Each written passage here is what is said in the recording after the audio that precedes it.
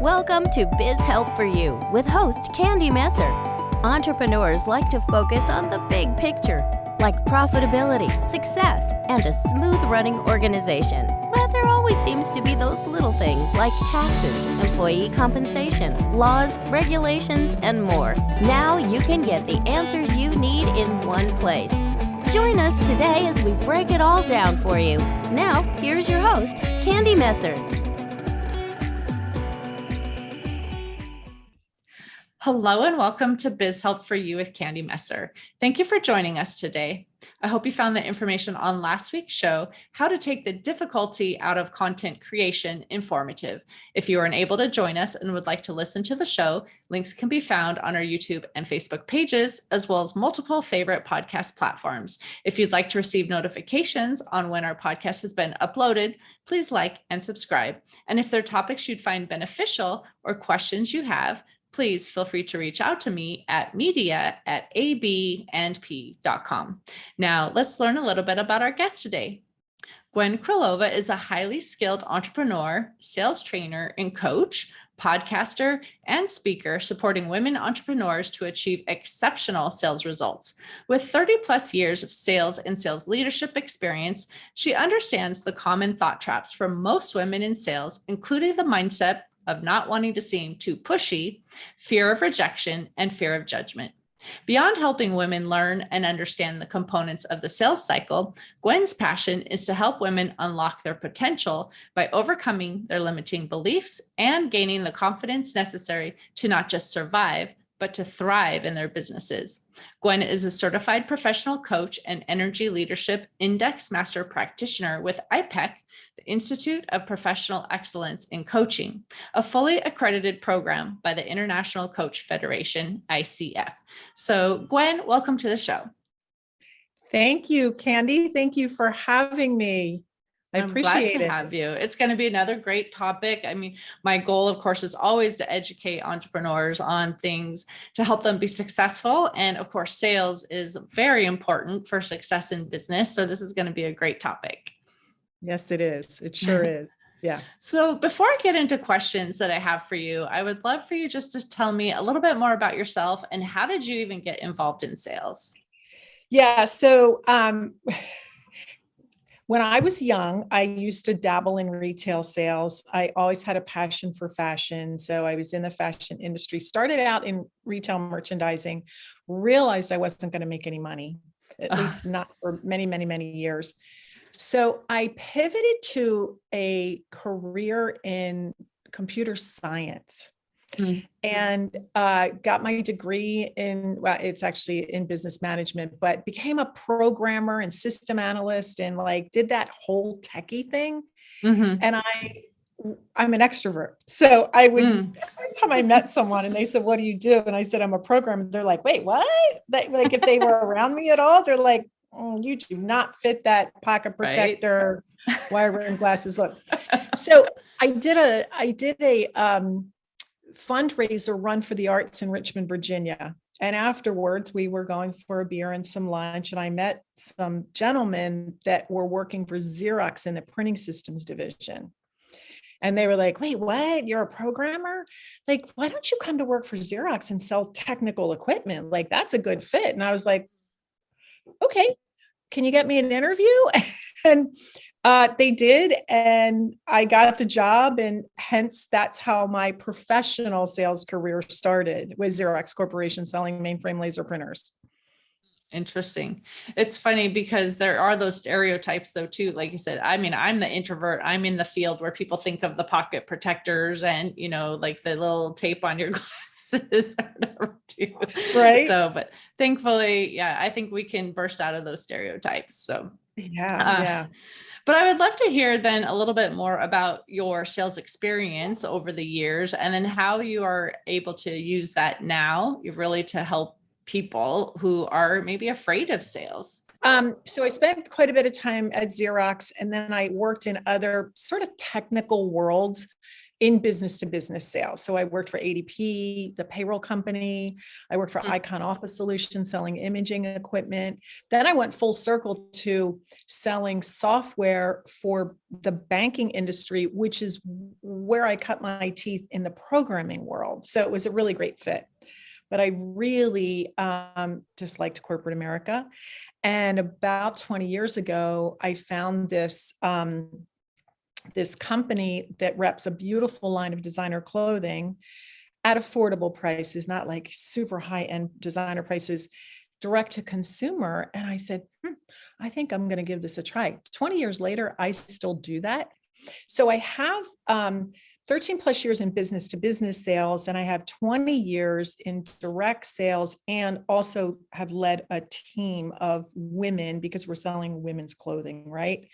So, and that both of those experience led me to having some aha moments and realizing, okay, if you haven't lived in a sales world and you're an entrepreneur, you may not have formal sales training, right?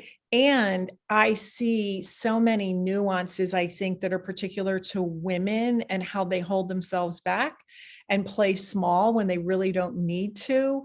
And I just developed this passion for helping women to get what they want and deserve out of their careers. And wearing that sales hat can be really scary and daunting. And so it's just my passion to help women overcome their limiting beliefs and understand a sales cycle and, habits of successful salespeople. And I think most people listening will have probably a similar concept of what sales is, but just in case somebody has a slightly different understanding what we're talking about, do you want to give your definition of sales? Sure.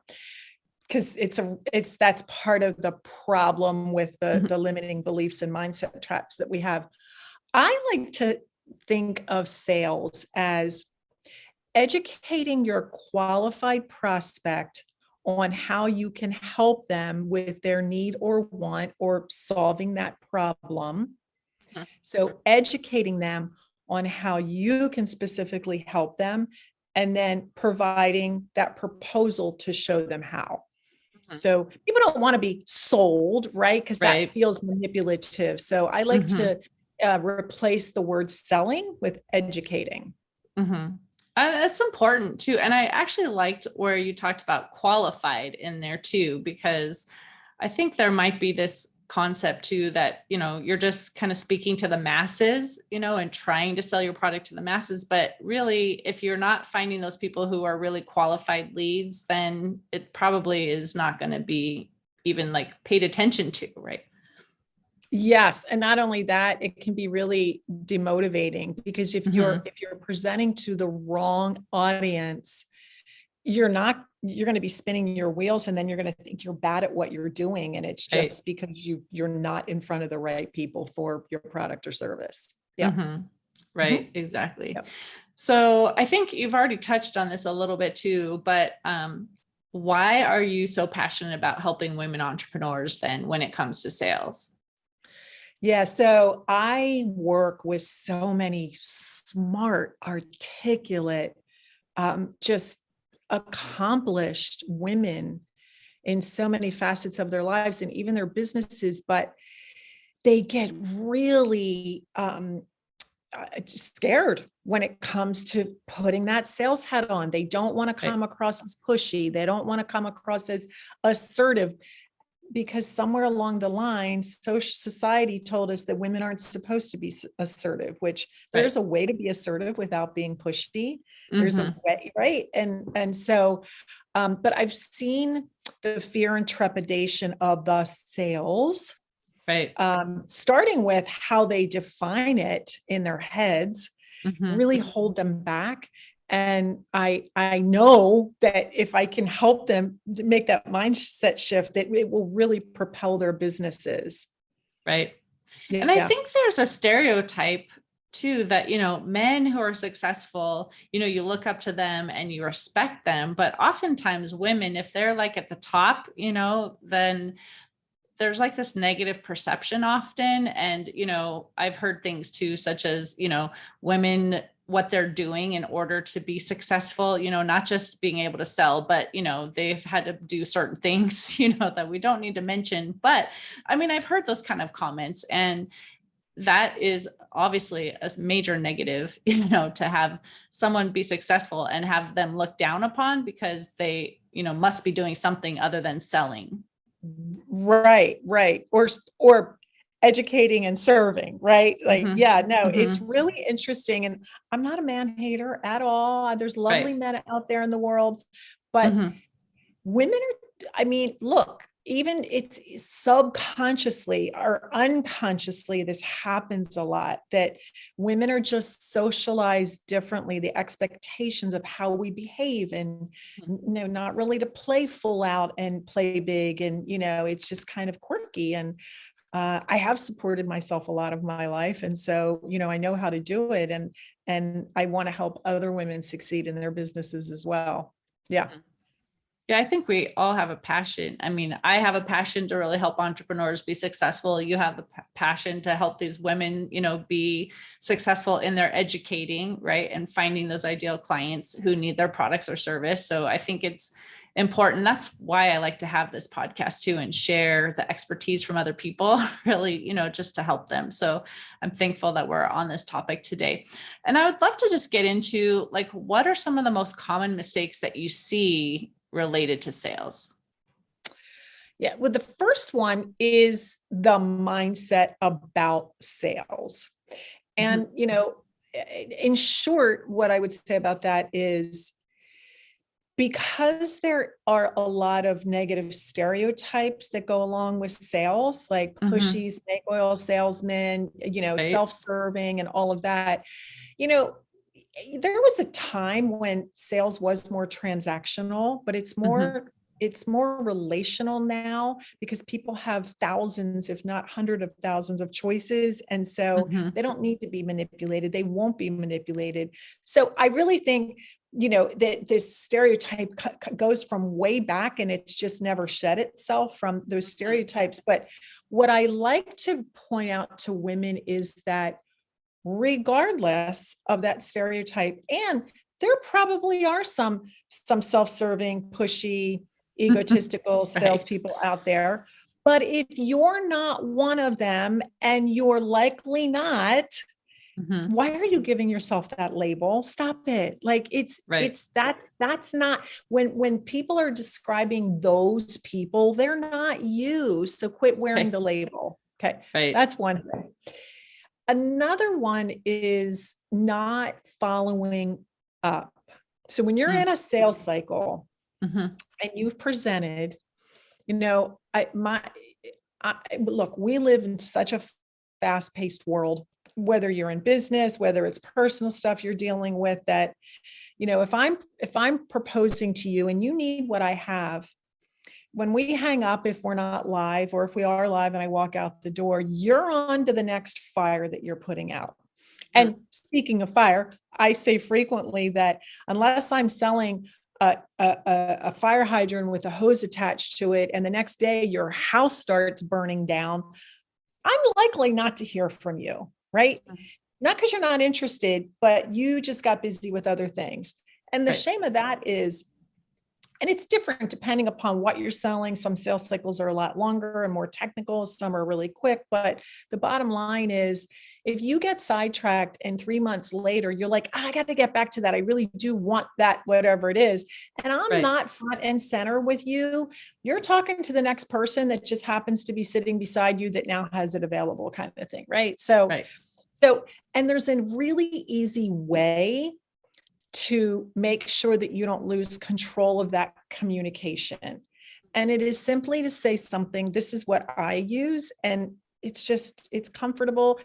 So if I were proposing to you a beautiful jacket that I sell, and you said, okay, let me think about it and get back to you, I'm going to say, so Candy, part of my job is to follow up, because I know everybody has crazy busy lives. So how about if I call you next Wednesday at 6:00? Would that work for you?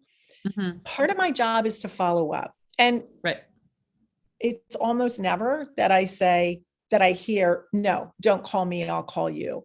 probably 90% of the time they're fine. They may need to pick a different date and time. The problem is if you don't consistently use that as part of your business model, you will leave tons of business on the table because you didn't stay in control of just that next touch point. Yeah.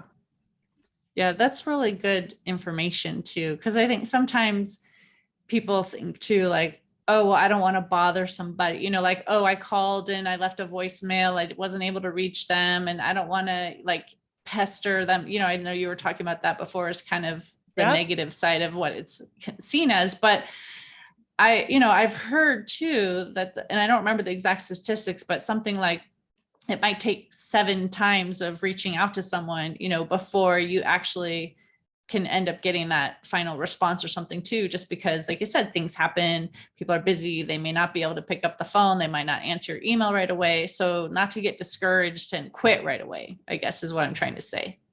Yes. And to your point, and there's arguments out there about these studies, but if you mash up all of the studies, right, the typical sale, and I don't even like to use the word closed because again, people don't want to be closed, but typically it's between the 5th and the 12th touch point at a minimum where you finally get to do business.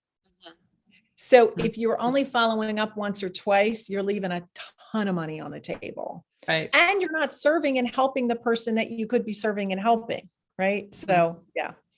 Do you think there's a difference too between if somebody had like an in-person meeting, like let's say, someone is selling siding for a house or something, right? And they go to the home and they like review the information and they sit down and they go over everything. And the couple says, we have to think about it, make sure it's in our budget, et cetera, et cetera.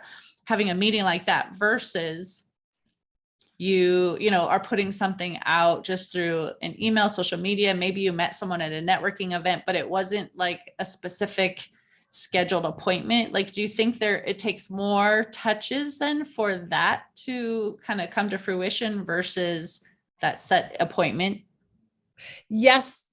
Well, it depends. It depends on the product or service because some things can be sold online without ever having a touch point, right? But I think what I heard the distinction in there in my mind would be one is more marketing, where you're sending emails and, if you're posting on social media, that's more the marketing side, as opposed to when you're in a sales cycle and you're past the prospecting phase, and you've got this qualified prospect. So they're different for sure. Okay. So let's say, somebody is listening and they're like, well, I just got so discouraged because I was trying and I just got no's all the time. I just don't know what I should be doing. Like, how would you help them overcome that fear of that rejection, whether maybe someone is just afraid to even go out and do it in the first place because they're afraid they're going to be rejected, or someone who has been rejected a few times and they're thinking like, I don't know what I'm doing. I'm not good at this, Yeah. So, oh my gosh, there's so much around rejection and we don't have all day. So I'll try to summarize a few things. So first of all, you really need to have no become your friend. And it's possible. And I'm going to tell you a quick story, and I'll start by asking, could you ever imagine being giddy over the moon happy, jumping out of your seat for joy if someone hung up on you that you were calling about a sale? I think you could look at it from the perspective that it saved you some time, so you could be happy. Yeah. I love your attitude because you're like, maybe. Most people I ask are like, oh, that would be awful. Back in the Xerox day when we had bullpens that we sat in, so they just had dividers, and we would have phone blitzes. And there was some pretty significant money tied to these phone blitzes. Like the one that I won, it was like $200 or $300. And this was back in the 80s, right? It wasn't chump change. And they had a point system. And so you got 1 point if you got past the gatekeeper, because remember, we're calling business to business. You got 3 points if someone said, yeah, you can call me back next week, but I can't talk right now. You got 5 points if you got an appointment, and you got 10 points if they hung up on you. So I get someone hanging up on me, and I jump out of my chair and I'm like, woo, I just gotta hang up. And I was thrilled because I was 10 points ahead of those other people working at the same speed, right? I won that contest. And not only did I not care about the quote unquote rejection, I was thrilled. There's a book called Go for No, and it is a phenomenal book. Andrea Waltz is one of the authors. I'm having a brain moment on the other one, but Go for No. You can find it on Amazon. And it really teaches you how to not only embrace, but celebrate the no's, because it's a numbers game. And if you go for no, you're excited when you get them. And you'll get yeses along the way as you're going for no. So you just have to have one of the ways is to have a different relationship with what you perceive as rejection. The other thing is to understand that, people do business with people they know, like, and trust, right? So there may be a situation where someone is just really obnoxious and that person doesn't want to do business with them because they're obnoxious, but that's really rare. The majority of the time, and probably 99% of the time, when someone's saying no, they're not saying no to you. They're saying no to the offer for any plethora of reasons. And so we need to stop making it about us, because it's not about us. It's about them. Right. So, yeah. And sometimes no is just not right now. It could be later on, that it becomes the right timing for them and they need your product or service or something more at that point than they do right now. 100%, which is part of the qualifying, because that's one of the really important questions. What's your time frame to solve this problem? Right? Like, if it's not for 2 years because they want to put an in-ground pool in their house, but they don't even have the house yet, then but they know they're building and they know they want a pool, and you're the pool guy, right? They're a prospect, and they're even a qualified prospect, but they better be going down to the bottom of your pipeline, and you better be working on more, closer, nearer term opportunities, because you'll starve to death if you're waiting on them. So yeah. Right. Exactly.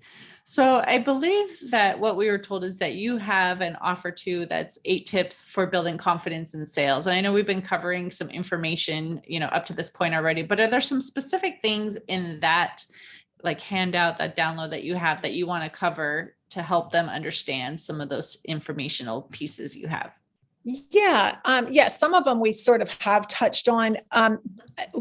Flip the script is certainly really, really important, right?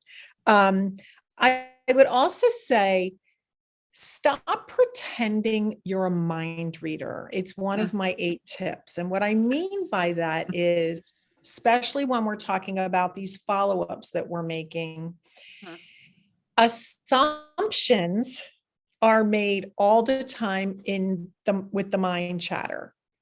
I don't want to call them. It's the 3rd time. They're going to think I'm pushy. They must not be interested, or they would have said yes by now. I know they mentioned that, they were looking at such and such, and I know that's cheaper, so they probably think I'm too expensive. Like, we make up these narratives all the time in our head. And we do that because that tool helps us avoid rejection, right? If we're making these assumptions that we know why they aren't responding or why they're not moving forward, and we just make the assumption and then we go, well, I'm not going to call them, you can avoid rejection. So I really would like to encourage everyone to always ask themselves the question, when they hear that, how do I know that to be true? because 99% of the time you will not be able to answer me, Candy, if I ask you that question, right? How do you know that's true, that they think that they're not going to go with you because you're more expensive? Well, I don't, it's just an assumption I made. And when you can't answer it because you don't really know that it's true, then you have to feel the fear and do it anyway, because you realize that assumption was just fear-based and trying to protect you from rejection. So stop making assumptions. That's really important. Let me see. The other thing is, it's really important to calendar income producing activities on a very consistent basis. If you have some people in the pipeline and you're like, whew, I got some prospects, and you start working them and you're not carving time out to cultivate new connections. And, and in that pipeline, you may need to be proposing to certain people and following up with other people. And there should be relationship activity relative to me solving a problem for you and then asking for the business. That stuff should be going on all the time. And because people, especially women, just get so caught up in the sales part of their career and the business that they're building and they're sometimes fearful of it, those activities fall to the bottom of the list. But they're important. They're really important because they're income producing, right? So, so super, super important. And setting goals, really critical. And you want to keep your eye on the prize. You want to know where you're going. Goals are super motivational, but then you have to break the goals down into a plan of how you're going to get to those goals and the activity to get you to that plan, right? So you want to get crystal clear on the things that you need to be doing to eventually get you to that goal. Yeah. So there are a few more. So for those goals too, do you recommend, just focusing on the final numbers, like, oh yes, I got, this much, in sales, or do you recommend having so many phone calls that they make, every week, or, what are the types of goals that you recommend people actually set for themselves? Yeah. So for sure, adding new people to their pipeline or funnel or whatever you want to call it. Like, again, you can't just work on the ones that you work with, the ones that you have, and ignore. So, and there's an overlap between marketing and sales. So it may be some networking or some emails, but you have to definitely keep looking for new opportunities. And then, it's a really good idea to set goals for, I like to call them connections, like just connecting calls, because they could be for this. I'm going to propose to Candy today, but I just need to review. I need to do a fact finding with Suzanne over here, right? So, because there's various steps of the sales cycle and you need to get through all of them. So even breaking it down with the specificity of that would be awesome. In a sales world, that's normal. A lot of entrepreneurs probably aren't going to do it to that level. So I would say at a minimum, the two most important things on their calendar are looking for new opportunities as you're working the ones that you're in conversation with, and then setting goals every day to connect with X number of people. Yeah, that's great. Well, and I know too, when someone is hired for like a big corporation on a sales team, often there is a specified amount of training time, whether, all the new hires go together, and there's just like a classroom type setting, or they're following along with someone to learn, there's kind of usually a more specific training process versus someone like, when I started a business, I was just like, oh, I'm starting a business. I didn't even intend to be a business owner. So there's so many entrepreneurs out there that have never really had sales training. So why would you say that it's really important to get that sales training if you haven't had any? Yeah. So, and I have to tell you, by the way, I don't know what their protocol is today, but when I started with Xerox now, it was more intensive because it was this printing systems division, which had a whole new element than copiers because of the technical part. I wasn't allowed to carry a bag, so to speak, for 6 months. Wow. I was on the bench in training for 6 months. So wow. Fast forward 30 some years, that was part of the reason that I developed a course, because I realized that I had so much amazing training that I had forgotten that I even got, that helped me be so successful in sales. So it's important for a couple of reasons. One, because you really got to get right with your mindset. The limiting beliefs, the mind chatter, all those things are holding you back. You really need to understand what activities top performers do that make them successful. And you need to implement habits that you too can make your business successful.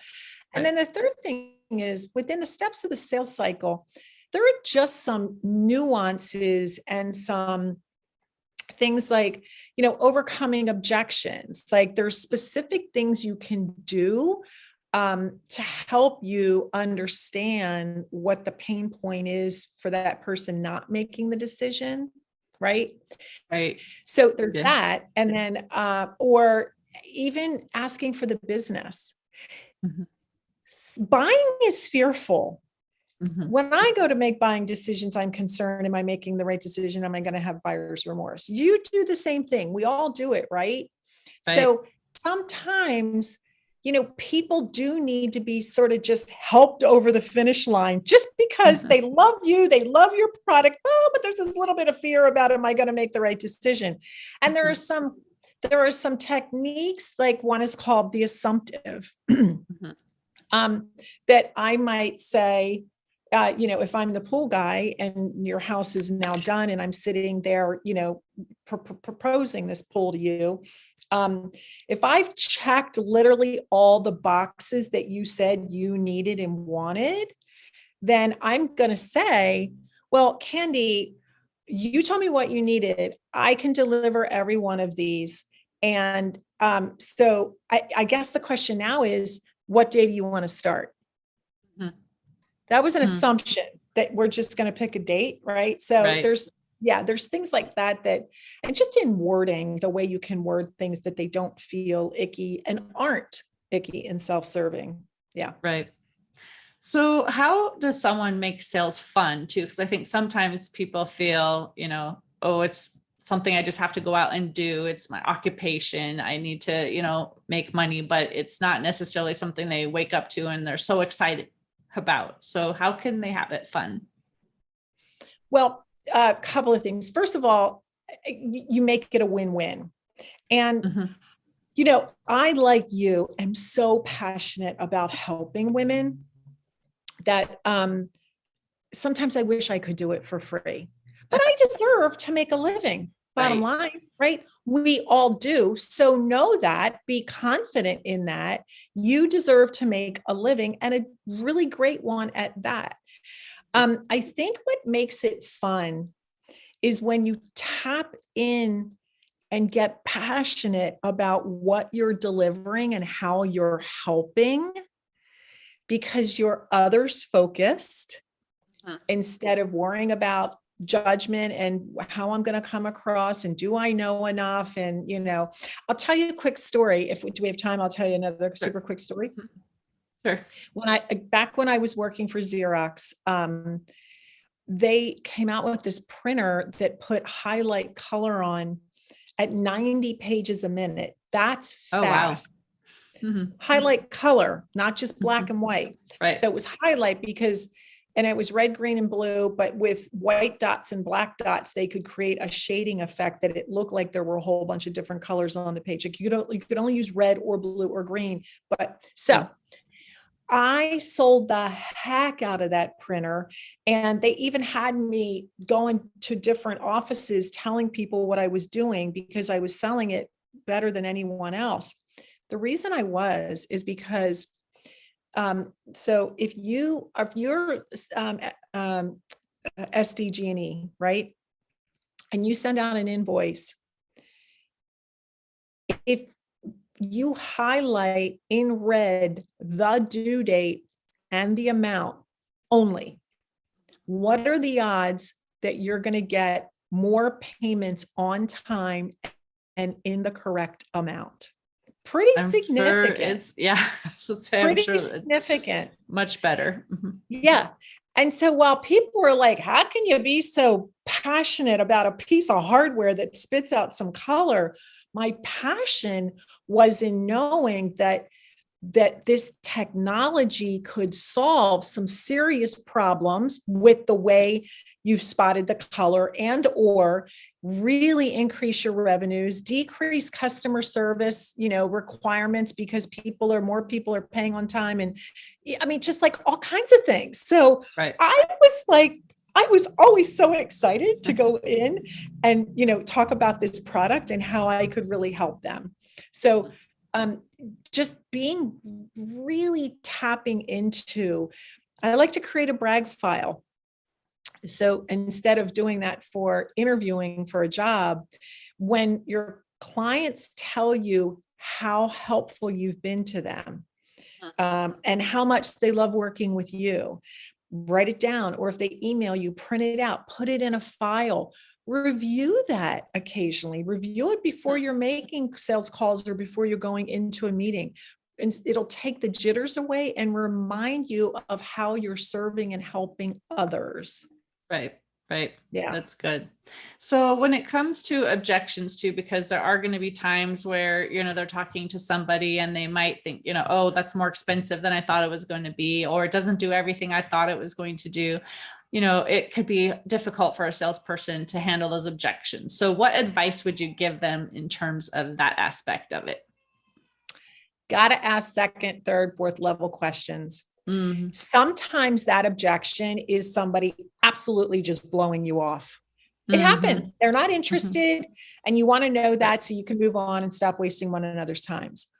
A lot of times it's because they're making assumptions and I'm going to give you an example. The clothing industry that I'm in. So let's say I have a $200 jacket to sell you.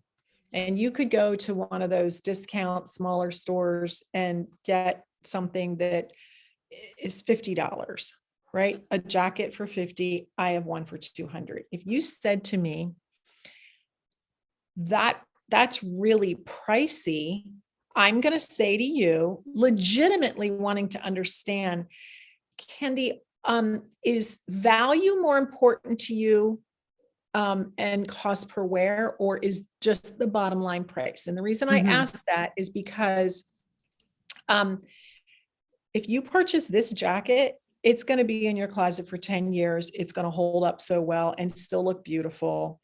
And if you're that person who likes your go-to things and you're going to pay $200 for it, but you're going to wear it 20 times, or you're going to go buy that jacket for $50 and you're going to wear it twice because you're really not that jazzed about it the way you are the $200 one, which one is the better value? Right. Yeah, I would say the one that you have to invest a little bit more, but it definitely pays for itself. Yeah. So, and your answer might not be that, but what I want to know is, I ask a second level question and presented kind of this scenario. And you know what? You may be a fast fashion kind of woman and you only like wearing things a few times until you're ready to recycle it and buy something new. If you're that person, then you're going to say, nope, I'm all about the low price because I don't keep my stuff that long. Okay. You're not my prospect anymore. You're probably not. Like, I'm not going to strong arm you into buying this $200 jacket. If I just qualified you and you're not a qualified, or I've tried to qualify you and you're not a qualified prospect because you don't like my price point. Okay. Right. Hey, if you know anyone that does, let me know. Exactly. Yeah. So it's constantly asking, somebody says, you say to me, this just isn't the right time. I want to know if am I wasting my time to call you back? Or did you really mean that? And if you really love my product, you really want to work with me, but this isn't the right time, I'm Right. going to say to you, Candy, fair enough. You shouldn't be making any decisions until you know it's the right time. I'm kind of curious what's going to look different in your world that will make it the right time for you. That's a good question. Right. I mean, what needs to look different? Do you need more cash flow? Is it the right time because you're actually have to go talk to somebody else about it, but I didn't do my job very well in qualifying and finding out who else was an influencer? Right. So yeah, but ask a lot of questions to understand what they're really saying when it sounds like an objection. Yeah. Well, this has been really good. I know we're getting close to the end of the time that we have together. So I want to give you the opportunity to share any offer that you would like to have for our listeners.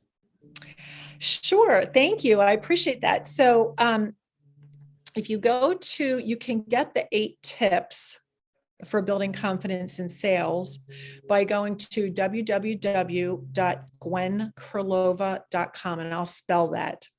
It's GWENKRILOVA.com/building confidence. Okay. So that's where you'll get the 8 tips. Also, same www.gwenkrilova.com/WSC. It stands for Women Selling with Confidence. That is where you can learn more about the course that it's a training and coaching course that I've developed, a 13-week course. And I also have a podcast called Women Selling with Confidence.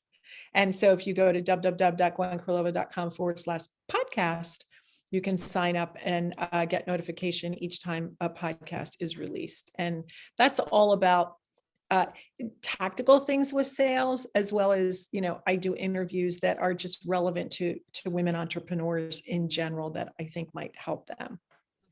Perfect. Well, this has been great. I do know that there are some people who may want to be reaching out to you, and, you gave your website. Are there any other ways that people can connect with you besides the website? Yeah, well, besides the website, my email address is gwen@gwenkrilova.com.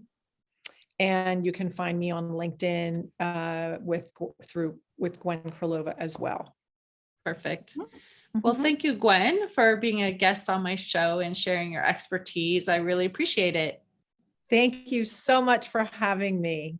It's been great. It was a lot of wonderful information. So I'm sure the listeners will find it helpful. And for those who are tuning in, I hope this was interesting and answered some of your questions on building confidence in sales. If you have any additional questions or comments, be sure to reach out to Gwen at the website or through LinkedIn, like she said, or send her an email, or you can message us at media@abandp.com. And would you please share our show information with those you know? I'd greatly appreciate your support. I hope you can join us for next week's topic. And please remember, you can connect with us on Twitter, Facebook, and LinkedIn. And my website is abandp.com. You could also find the podcast posted on multiple favorite podcast platforms, including Google, TuneIn, Stitcher, iHeartRadio, and Spotify. Until next time, have a great week.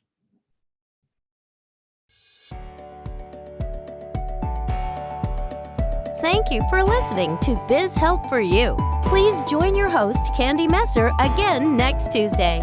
Have a terrific week.